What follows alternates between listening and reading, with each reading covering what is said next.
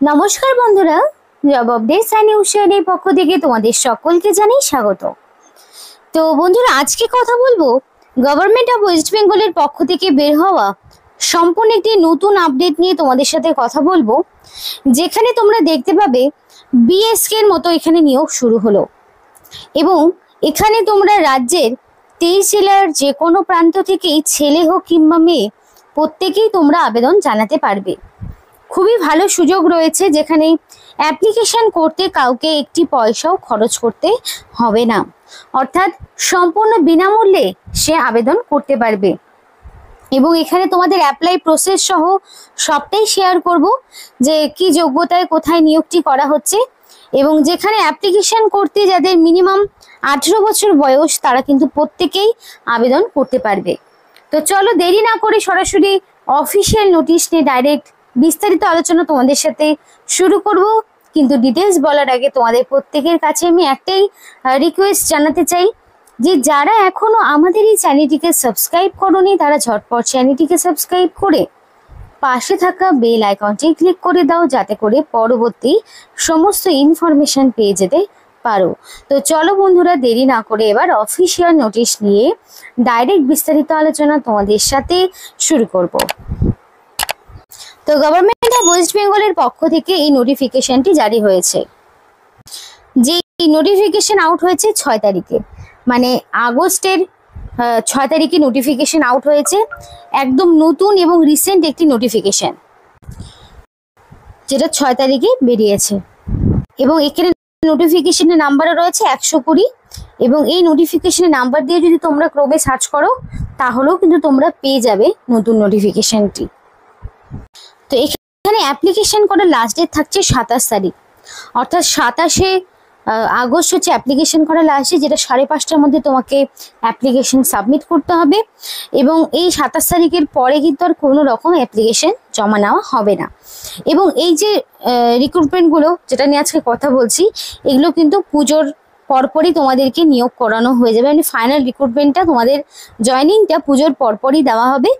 আর এখানে যারা ভিডিওটি এখন বর্তমানে দেখছো তারা কাইন্ডলি তোমাদের জেলার নাম আমাদেরকে কমেন্ট করে জানাও, তাহলে তোমাদের জেলায় থাকা কোন কোন পোস্টে মানে বিএসকে কতগুলো ভ্যাকেন্সি রয়েছে এবং কোন কোন জেলা থেকে বিএসকে নিয়োগ শুরু হয়ে গেছে, সেগুলো নিয়ে কিন্তু আমরা তোমাদেরকে ডিসকাস করতে পারবো বা তোমাদেরকে জানাতে পারবো। তাই অবশ্যই তোমরা যদি তোমাদের লোকাল বিএসকে কেন্দ্রে চাকরি করতে চাও, আমাদেরকে অবশ্যই জানাও তোমাদের জেলার নাম এবং তোমরা ঠিক কোন শিক্ষাগত যোগ্যতার মধ্যে রয়েছে সেটা অবশ্যই কমেন্ট বক্সে আমাদেরকে জানিও। এবার দেখো, অ্যাপ্লিকেশনে তোমাকে অফলাইন করতে হচ্ছে। তো অফলাইন অ্যাপ্লিকেশনের জন্য তোমাকে একটি ফর্ম পূরণ করতে হবে।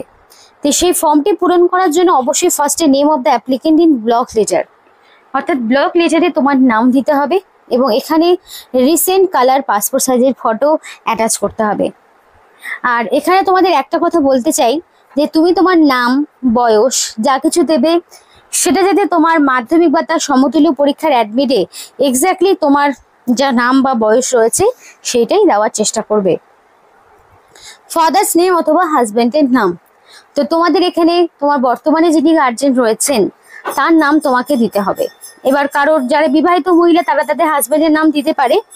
তো এখানে যারা অবিবাহিত রয়েছে মেয়েদের ক্ষেত্রেও যারা তাদের বাবার নাম দেবে, ছেলেরা তো বাবার নামই দেবে।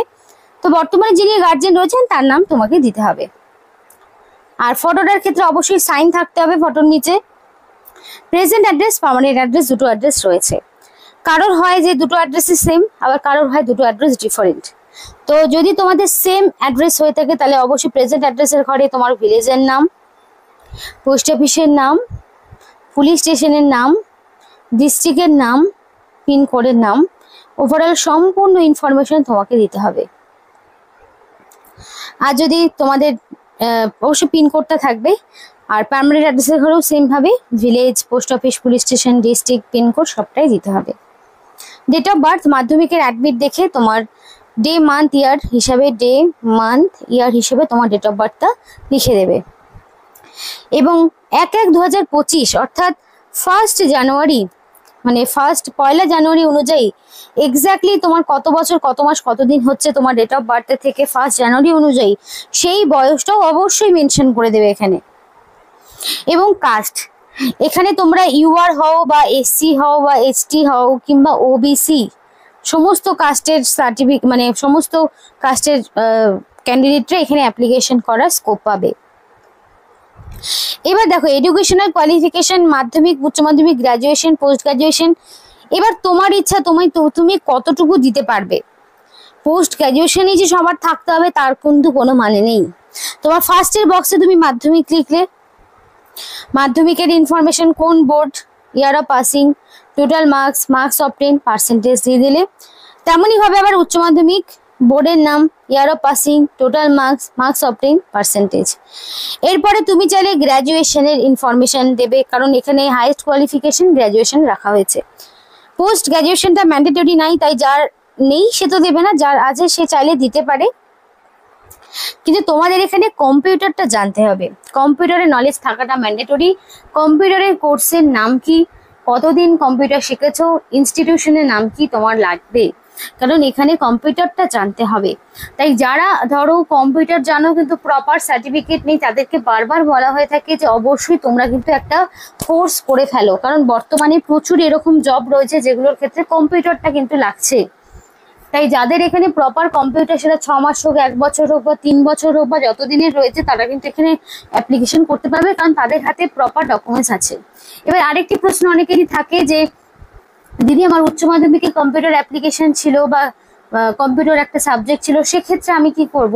তো তাদের ক্ষেত্রে বলে রাখি, তাদের কিন্তু সেটা কম্পিউটারের মানে আলাদা করে কোর্সের মধ্যে কিন্তু ফেলবে না। তো সুতরাং সেই ক্যান্ডিডেট কিন্তু অ্যাপ্লিকেশন করতে গেলে তাদেরকে আলাদা করে কম্পিউটারের কোর্সের সার্টিফিকেট দেখাতে হবে, তবেই কিন্তু সে অ্যাপ্লিকেশন করতে পারবে। এবার এক্সপিরিয়েন্সের কথা বলি, এক্সপিরিয়েন্সটা কিন্তু ম্যান্ডেটরি নয়, তাই যদি এক্সপিরিয়েন্সের প্রয়োজন হয় তাহলে তুমি দিতে পারো এক্সপিরিয়েন্স, আর যদি না হয়ে থাকে না হলেও হবে, মানে এক্সপিরিয়েন্সটা যে থাকতে হবে সেটার কোনো ব্যাপার নেই। কন্ট্যাক্ট নাম্বার অবশ্যই ভ্যালিড কন্ট্যাক্ট নাম্বার দেবে, যাতে করে সিলেকশন প্রসেসের সমস্ত রকম ইনফরমেশন তুমি পেয়ে যেতে পারো। প্লেসের জায়গায় প্লেস এবং ডেটের জায়গায় ডেট, আর এই অ্যাপ্লিকেশনের জায়গায় অ্যাপ্লিকেশন মানে ফুল সিগনেচার অফ অ্যাপ্লিকেশনের জায়গায় তোমার পুরো নাম তোমাকে দিতে হবে। এবার কিছু কিছু ডকুমেন্টস যেগুলো তোমাকে অ্যাটাচ করতে হবে। Self attested photocopies of residential বা permanent residential certificate issued by SDO concern, মানে এসডিও সাইন করা তোমার একটা রেসিডেন্সিয়াল সার্টিফিকেট আদায় করতে হবে। ভোটার কার্ড বা আধার কার্ডের মধ্যে যে কোনো একটি। এজ প্রুফ, তুমি চাইলে মাধ্যমিকের অ্যাডমিট দিতে পারো। এডুকেশনাল কোয়ালিফিকেশনের সার্টিফিকেট, যেমন ধরো মাধ্যমিকের অ্যাডমিট দেবে, মার্কশিট দেবে, সার্টিফিকেট দেবে, তেমনই আবার উচ্চ মাধ্যমিকের অ্যাডমিট, মার্কশিট, সার্টিফিকেট ওভারঅল সমস্তটা দিতে হবে। এরপরে গ্র্যাজুয়েশনের সমস্ত রকম সেমিস্টার ওয়াইজ ডকুমেন্টসগুলো দিতে হবে। এবং কম্পিউটারের সার্টিফিকেট, এক্সপিরিয়েন্স না থাকলে দেওয়ার প্রয়োজন নেই, কাস্ট সার্টিফিকেট যদি থাকে দেবে। 1 এক্সট্রা পাসপোর্ট সাইজের ফটো তোমাকে দিতে হচ্ছে এনভেলপের সঙ্গে, এবং দিয়ে এই যে ঠিকানায় রয়েছে এই ঠিকানায় তোমাকে অ্যাপ্লিকেশন বাই পোস্টে পাঠাতে হবে। No courier service, no drop box, oh sorry or in the drop box. তুমি চাইলে সরাসরিও জমা করতে পারো, আর চাইলে তুমি বাই পোস্টও অ্যাপ্লিকেশন সাবমিট করতে পারো, কিন্তু যেটাই করতে হবে 27 তারিখের মধ্যে। ওভারঅল ওভারঅল ওয়েস্ট বেঙ্গল থেকে এখানে প্রার্থীরা অ্যাপ্লিকেশন করার সুযোগ পাবে, সমস্ত জেলা থেকেই করতে পারবে। তো অনেকেই রয়েছে যারা অন্য জেলায় গিয়ে কাজ করতে ইচ্ছুক নয়, নিজ জেলায় করবে, তো তাদের ক্ষেত্রে বলছি দেরি না করে নিজের জেলার নাম কমেন্ট করে আমাদেরকে জানাও। তো এখানে দেখো তোমার not less than 18 years, not more than 37 years, তো মিনিমাম 18 বছর, ম্যাক্সিমাম 37 বছর বয়স, এবং 1/1/2025 অনুযায়ী তোমার বয়সটি 18 থেকে 37-এর মধ্যে হিসাব করা হবে। এবং গ্র্যাজুয়েট হতে হবে ইন এনি ডিসিপ্লিন, যে কোনো শাখা থেকে মিনিমাম গ্র্যাজুয়েট হতে হবে। কম্পিউটার অ্যাপ্লিকেশন জানতে হবে এবং মিনিমাম টাইপিং স্পিড 30টা ওয়ার্ড পার মিনিটে, এবং অবশ্যই তোমাকে মিনিমাম এক্সপিরিয়েন্স যদি থাকে ভালো, যদি না থাকে 1 বছরের ন্যূনতম এক্সপিরিয়েন্স হলেও ভালো হয়।